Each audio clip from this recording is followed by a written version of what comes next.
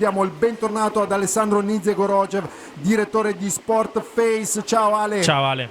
Ciao a tutti, ciao, buongiorno. Senti, ti siamo venuti a rompere, Ale, però oggi serviva a te decidere se vuoi partire dal Milan o dal tennis.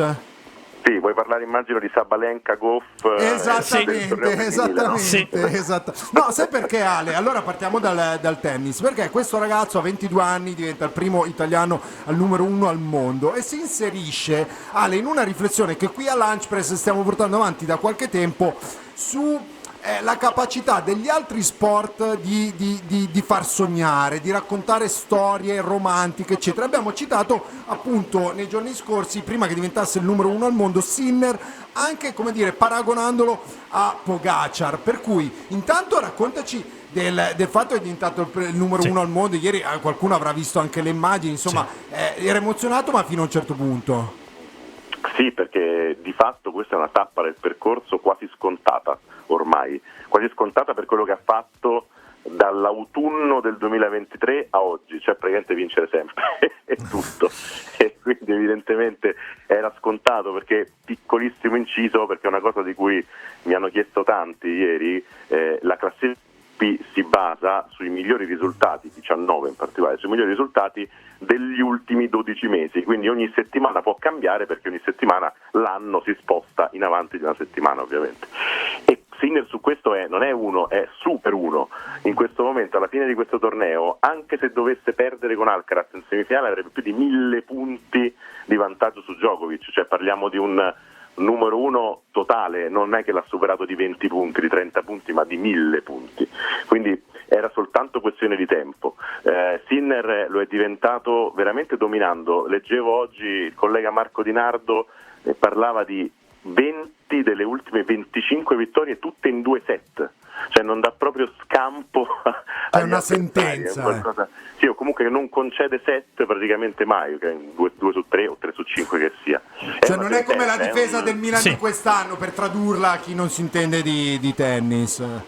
Ci sta. No, decisamente, diciamo che è l'opposto, è uno ossimoro la difesa del Milan e Sinner in questo momento sicuramente, ed è tra l'altro un ragazzo che si è sempre voluto migliorare, ha sempre migliorato, scegliendo poi un team fortissimo, perché Piatti all'epoca e Vagnozzi e Cahill, che sono i suoi attuali allenatori, ma anche Umberto Ferrara, che forse è il miglior preparatore fisico in circolazione nel circuito, o comunque uno dei primi 3, si è costruito anche investendo su se stesso, investendo, perché è il giocatore che paga allenatori, preparatori, cioè il giocatore di tennis è azienda, quindi fa tutto, paga, cioè prima incassa ovviamente, poi paga.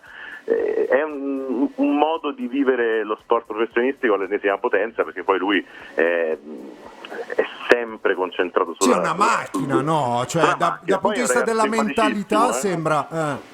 È uno che sa divertirsi, simpaticissimo, anche se magari in alcune interviste lo sembra meno, ma è molto sorridente, molto uno che si diverte durante i tornei, che lo vedi andare sui go-kart, giocare a biliardo, cioè fa veramente tante cose e si diverte. Ale, e quindi non è che uno soltanto... dimmi. No, su questo, perché ti voglio domandare due cose. La prima, se lui ha dal punto di vista sportivo le stigmate per portare questo sport a un altro livello, perché poi nascono no, quei fenomeni, uno ogni tot generazioni, in cui portano quello sport, in questo caso il tennis, a un altro livello. La seconda, visto che lo stai citando, no, del lato comunicazione di Jannik Sinner, secondo te anche lì ha le capacità per far tornare a diventare popolare questo sport? Perché tu dici molto simpatico eccetera, io prima dicevo lo trovo invece un po' poco rigido, empatico per diventare Valentino Rossi, Marco Pantani, cioè quei personaggi lì, Ale. Però devo dirti che il tennis è già diventato in questo momento il secondo sport in Italia come attenzione mediatica, cioè te lo dico proprio come dati alla mano. Quindi tu dici Sinner in questo c'è già riuscito? Sì, in questo assolutamente sì, e comunque diciamo che tutto nasce da Berrettini in poi, che comunque già ha dato una bella mano con la finale a Wimbledon e altri risultati, certo. E Sinner ha fatto diventare ancora di più popolare questo sport, le scuole tennis sono non piene, di più, e a livello mediatico, ti faccio un esempio, io come sai collaboro col Corriere dello Sport da qualche anno, sì. E dall'anno scorso chi mi parlava insomma delle pagine del giornale mi diceva: noi in questo momento come diciamo core business abbiamo Roma, Lazio, tennis, questo è l'ordine. Poi addirittura?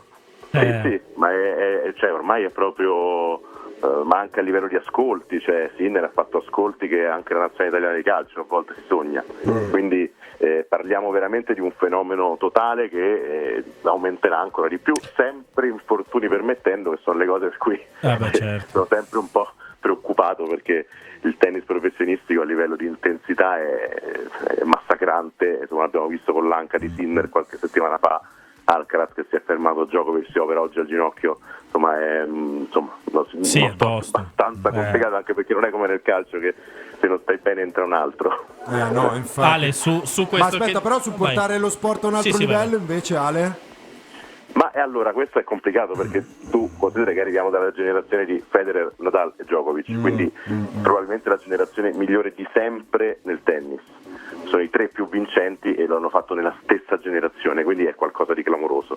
Però sicuramente è un testimone che lui ed Alcaraz e altri che verranno prendono con un'importanza tale per cui non potranno magari confermare quanto fatto precedentemente, ma potranno arrivare a un livello molto molto molto alto, cioè arrivare a quantomeno alla doppia cifra di slam, ecco, questo penso proprio di sì, sia Sinner che Alcaraz.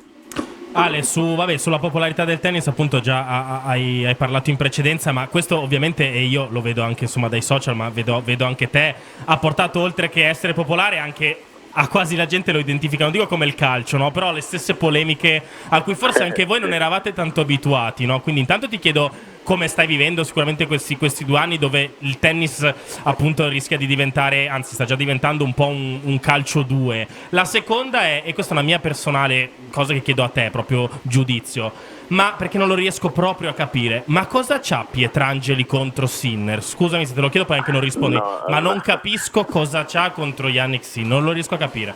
In realtà Pietrangeli non ce l'ha con nessuno nello specifico, ma ce l'ha col fatto di non essere stato considerato il più grande in Italia, nonostante abbia vinto Roland Garros più volte, abbia vinto grandi tornei, in un periodo che è quello precedente a quella che viene chiamata Era Open, che è precedente che è successiva a Pietrangeli, e quindi questa considerazione che su di lui, soprattutto in epoca moderna, è stata quasi dimenticata, no? Cioè che Pietrangeli abbia vinto Roland Garros non lo sa quasi nessuno, e comunque non se ne parla, quindi lui secondo me rivendica, e rivendicando esagera e va contro tutti praticamente. Sì, cioè stacci a un certo punto, Ale, scusami se lo dico così, però cioè se veramente... Scusa, prima di passare al calcio, ma è vero che Sinner è figlio di Rocco Siffredi o no?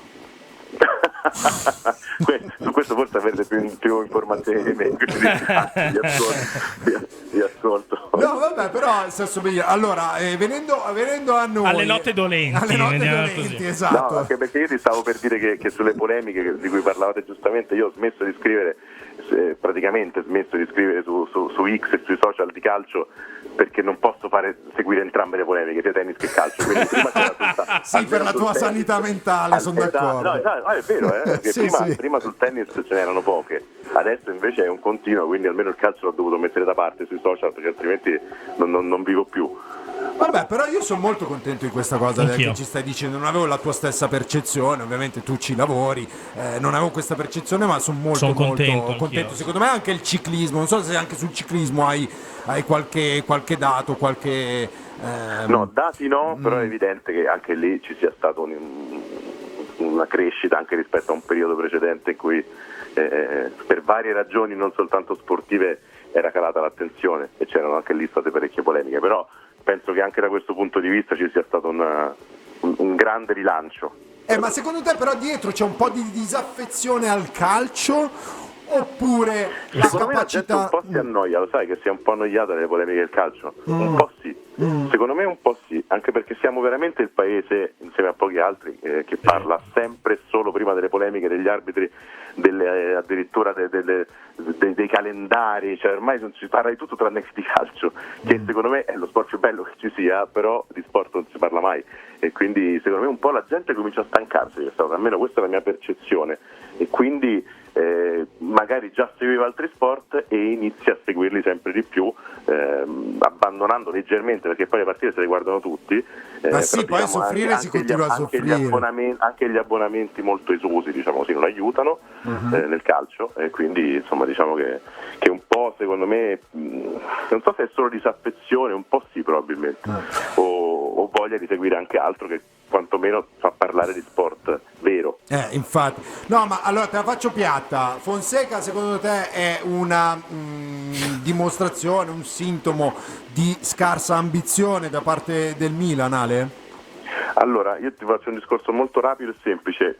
Io non mi concentrerei tanto sull'allenatore, nel senso che allenatori bravi, a meno che tu non voglia prendere appunto, andare sul sicuro e spendere per Conte, cosa che non è accaduta, o per geni della panchina alla Klopp, eccetera, che però sono fuori portata, o vai su questo, un nome del genere, oppure Fonseca ci può stare. Ma aspetto che poi qua se no partono le polemiche, ti piace Fonseca? Io non avrei scelto Fonseca, ma il vero problema secondo me è tutto quello che c'è intorno.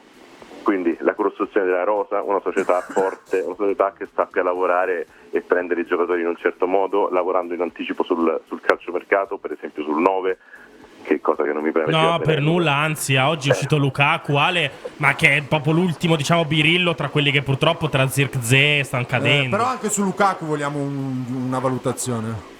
Sì, no, comunque in generale ti dicevo, secondo me se la costruzione della rosa verrà fatta in una maniera intelligente, un allenatore bravo, perché Fonseca comunque è un allenatore bravo, che sappia portare col 4-2-3 o 4-2-3-1 una squadra a giocare a un calcio meno spregiudicato di quello di Pioli, anche grazie appunto a una rosa costruita meglio, quindi almeno a un centrocampista che sappia fare una diagonale e sappia mettersi davanti alla difesa in maniera un pochino più attenta rispetto a quelli che non sanno farlo, per caratteristiche anche.